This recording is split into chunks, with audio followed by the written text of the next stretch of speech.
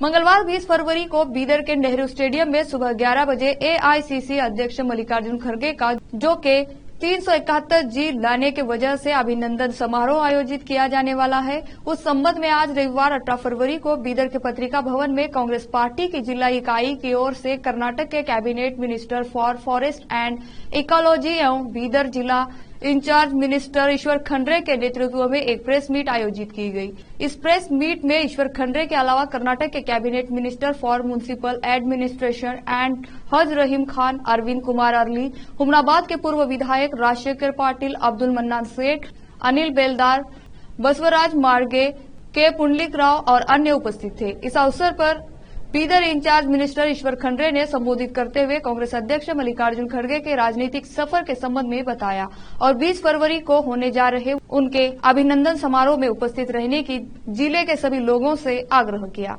इस अवसर पर राजशेखर पाटिल और दूसरों ने मीडिया कर्मियों के प्रश्नों के उत्तर भी दिए। केपी न्यूज के कैमरामैन पप्पुराज का कवरेज।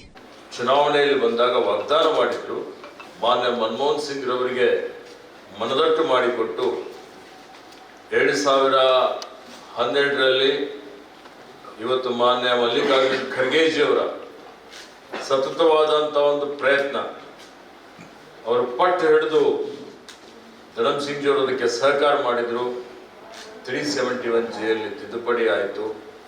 ಮತ್ತು 2013ರಿಂದ ನಮ್ಮ ಸರ್ಕಾರ ಬಂದ ಮೇಲೆ ಮಾನ್ಯ ಸಿದ್ದರಾಮಯ್ಯನವರ ಒಂದು ನೇತೃತ್ವದಲ್ಲಿ ಒಂದು HK ಪಾಟೀಲ್ ಅವರ ಅಧ್ಯಕ್ಷತೆಯಲ್ಲಿ ಒಂದು ಉಪಸಮಿತಿಯನ್ನು ಮಾಡಿ ಇವತ್ತು ಈ 371J ಅನುಷ್ಠಾನಕ್ಕೆ ತಂದು ಈ 371J ಅನುಷ್ಠಾನಕ್ಕೆ ಬಂದು 10 ವರ್ಷ ಆಗಿದೆ।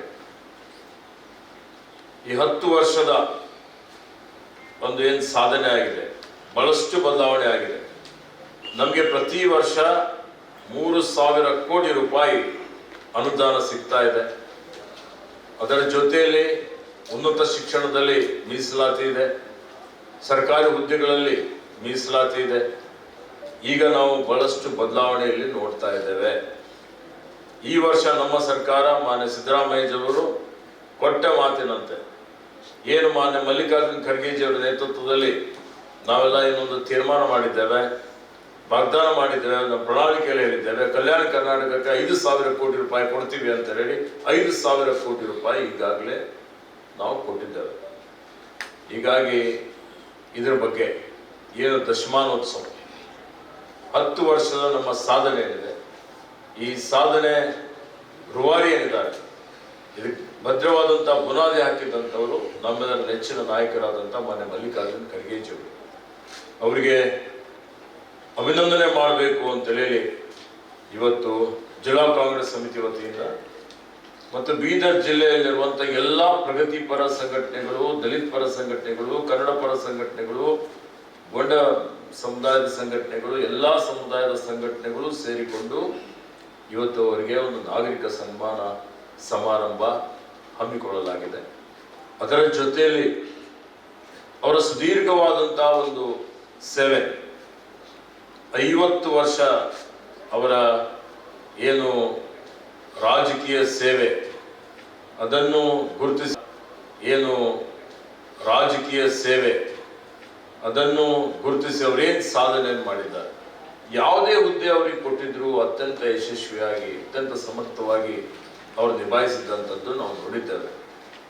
ಹೀಗಾಗಿ ಅವರು ರಾಜ್ಯದಲ್ಲಿ ಇವತ್ತು ಶಿಕ್ಷಣ ಮಂತ್ರಿಯಾಗಿ, ಗೃಹ ಮಂತ್ರಿಯಾಗಿ, ನೀರಾವರಿ ಮಂತ್ರಿಯಾಗಿ ಎಲ್ಲ ಅನೇಕ ಯಾವುದೇ ಇಲಾಖೆ ಕೊಟ್ಟರೂ ಅದರಲ್ಲಿ ತಮ್ಮದೇ ಆದಂಥ ಛಾಪನ್ನು ಮೂಡಿಸಿ ಕ್ರಾಂತಿಕಾರಕವಾದಂಥ ಕಾಯ್ದೆಗಳನ್ನು ತಿದ್ದುಪಡಿಯನ್ನು ತಂದು ಇವತ್ತಿಲ್ಲಿರುವಂಥ ಎಲ್ಲ ಜನರ ಪರವಾಗಿ ಅವರು ಇವತ್ತು ಏನೋ ಒಂದು ಸಾಧನೆ ಮಾಡಿದ್ದಾರೆ, ಬಹಳಷ್ಟು ಜನರಿಗೆ ಬೆಳೆಸಿದ್ದಾರೆ ಮತ್ತು ಇವತ್ತು ರಾಜಕೀಯದಲ್ಲಿ ಪ್ರತಿಪಕ್ಷ ನಾಯಕರಾಗಿಯೂ ಸೇವೆ ಮಾಡಿದ್ದಾರೆ, ಕೇಂದ್ರದಲ್ಲಿ ಸಂಸದರಾಗಿ, ಕಾರ್ಮಿಕ ಮಂತ್ರಿಗಳಾಗಿ, ರೈಲ್ವೆ ಮಂತ್ರಿಗಳಾಗಿ ಇವತ್ತು ಸೇವೆ ಮಾಡಿದ್ದಾರೆ, ಲೋಕಸಭೆಯಲ್ಲಿ ಇವತ್ತು ಕಾಂಗ್ರೆಸ್ ಪಕ್ಷದ ಪ್ರತಿಪಕ್ಷ ನಾಯಕರಾಗಿ ಸೇವೆ ಸಲ್ಲಿಸಿದ್ದಾರೆ, ರಾಜ್ಯಸಭೆಯಲ್ಲಿ ಕಾಂಗ್ರೆಸ್ ಪಕ್ಷದ ಪ್ರತಿಪಕ್ಷ ನಾಯಕರಾಗಿ ಸೇವೆ ಸಲ್ಲಿಸ್ತಾ ಇದ್ದಾರೆ।